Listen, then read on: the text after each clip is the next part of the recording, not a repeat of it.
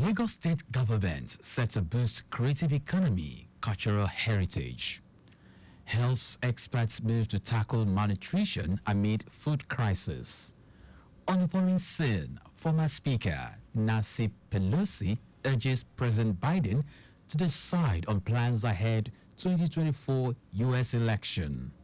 And in sport, Italian Lorenzo Musetti to play Novak Djokovic in Wimbledon semi-final. Now the details. I am John Omoaka.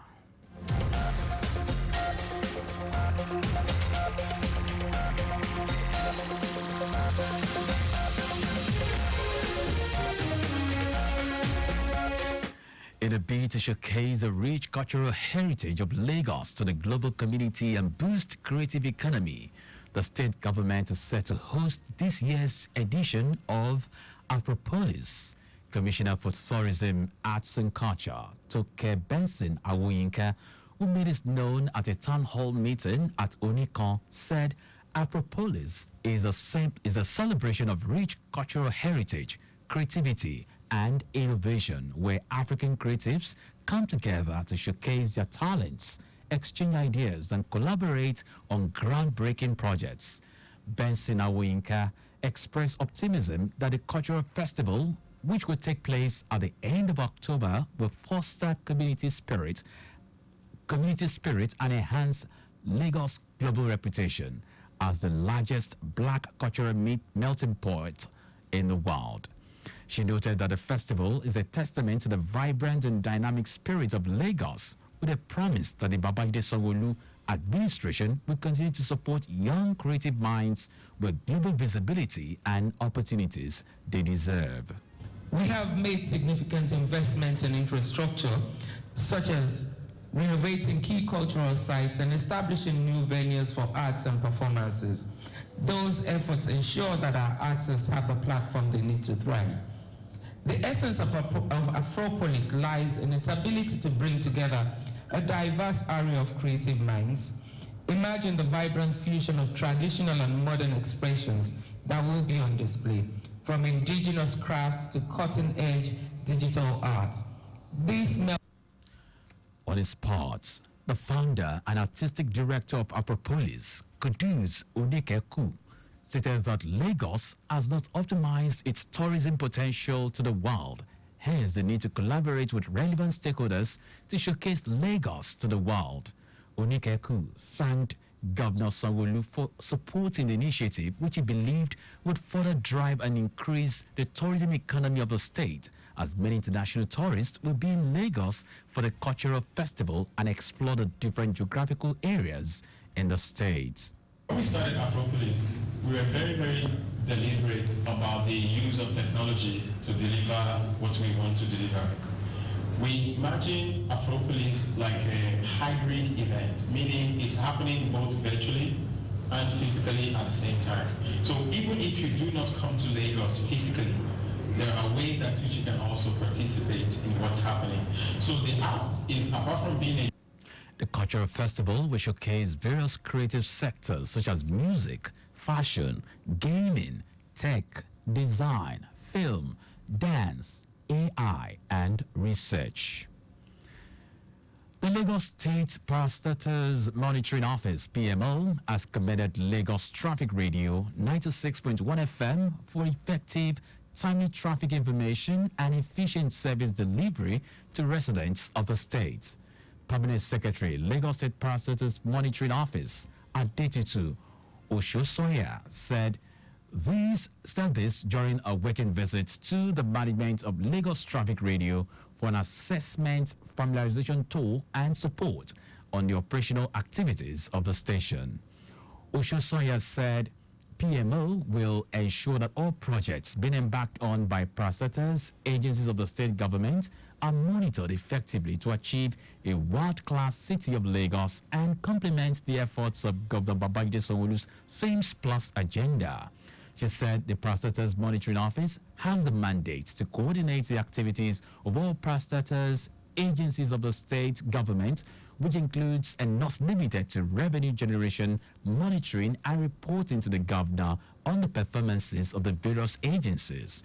While appreciating the management and staff of Lagos Traffic Radio for efficient service delivery as one of its kind in Africa, Oshosonya urged the station not to relent on its odds in ensuring that adequate information on traffic-related issues are reported promptly.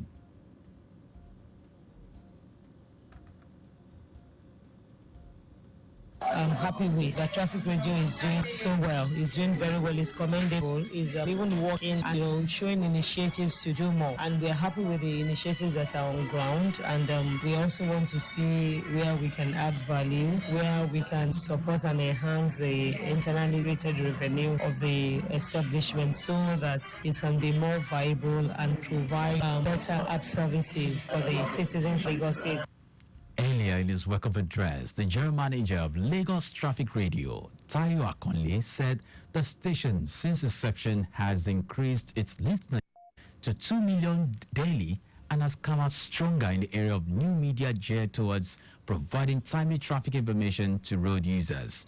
Akonle said the agency, as part of its strategic moves to reach more listeners, is set to launch 2 booster stations in Ikorodu and Lekki-Ajah axis of the state after a careful feasibility study. He appreciated the Permanent Secretary and her team for their continued support and ideas towards the growth of the station, especially in the area of revenue generation. Also, the station carried out so much reforms, and those reforms were intentionally put in place because there's the need for the station to improve its services to the Goshians, thereby adding value to their daily movements.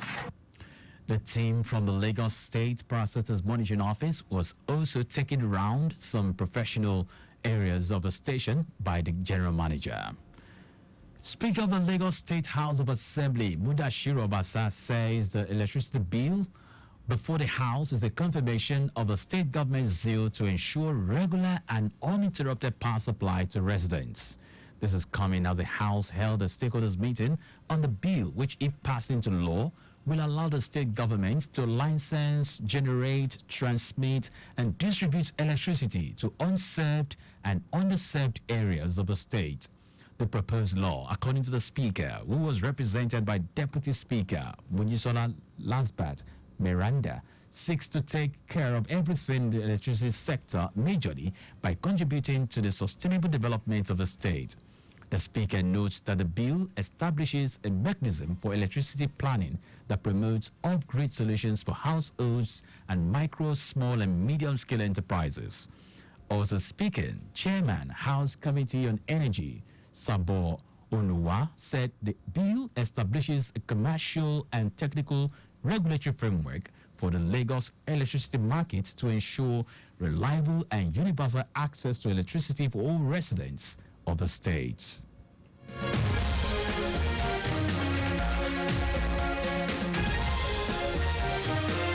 And now to the rest of the stories. Health experts have converged on Lagos to chart possible ways of tackling malnutrition and reducing its increasing indices amid food crisis and nutrition in Nigeria. Speaking at the ongoing Lagos State training of trainers on maternal, infants, and young child nutrition, MIYCN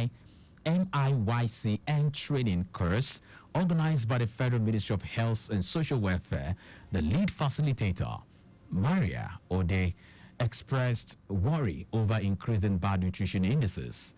Ode said the participants were carefully selected to improve the healthcare system. So impressed that Lagos State is already contributing its quota to cater for the bad indices we have nationally.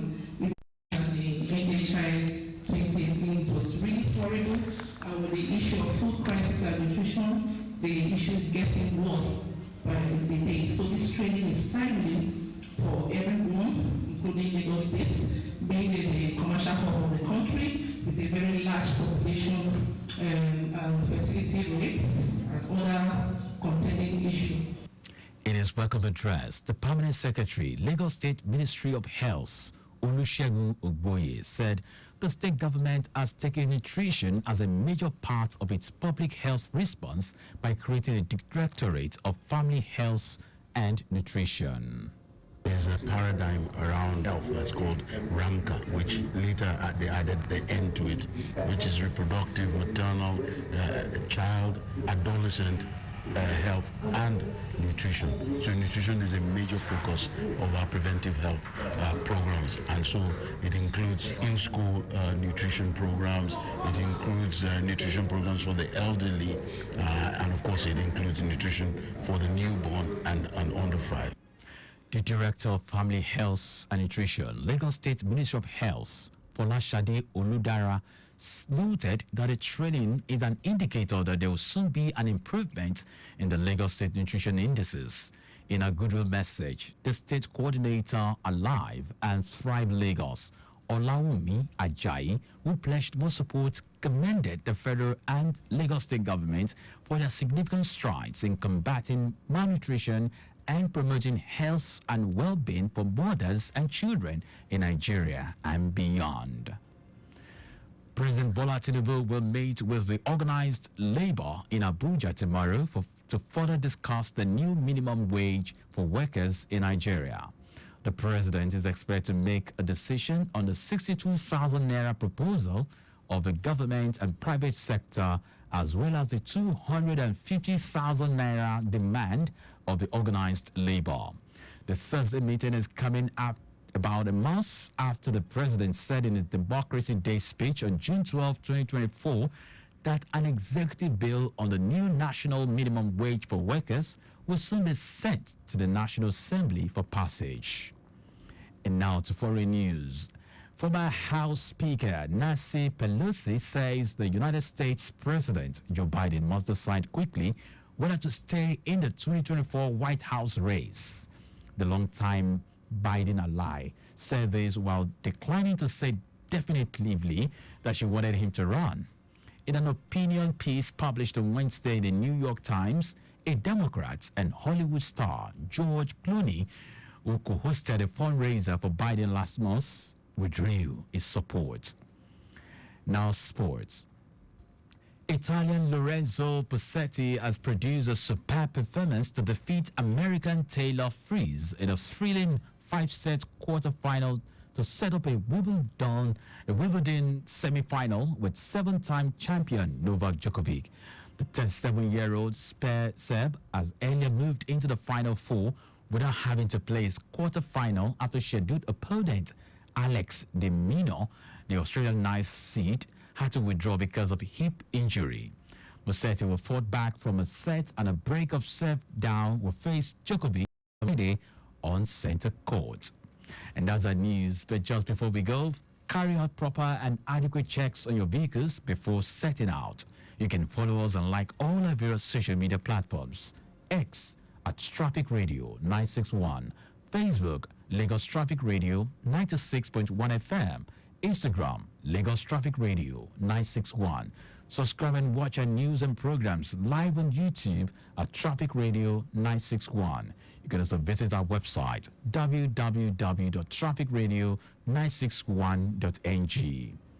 Did you know that the Sanwo-Olu administration provided 61,000 units of single-dwell composite furniture for secondary schools? You can get more details on the Lagos State Government website. To end the news, here are the highlights of the major stories.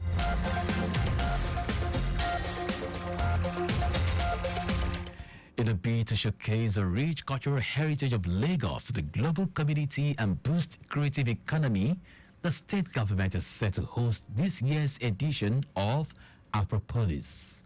Health experts have converged on Lagos for a training of trainers on maternal, infant, and young child nutrition MIYCN course to chart possible ways of tackling malnutrition and reducing its increasing indices amid food crisis and nutrition in Nigeria.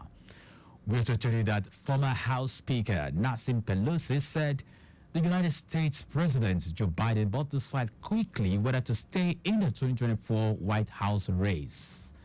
And in sport, Italian Lorenzo Posetti has produced a superb performance to defeat American Taylor Fritz in a thrilling 5-set quarterfinals to set up a Wimbledon semi-final with 7-time champion Novak Djokovic.